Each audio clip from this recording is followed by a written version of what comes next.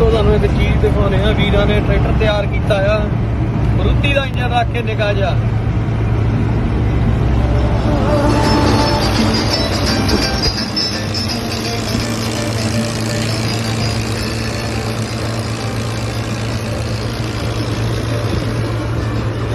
ਮਰੂਤੀ ਦਾ engine ਵਾਲਾ tractor ਤਿਆਰ ਕਰਤਾ ਜੀ ਆਪਾਂ।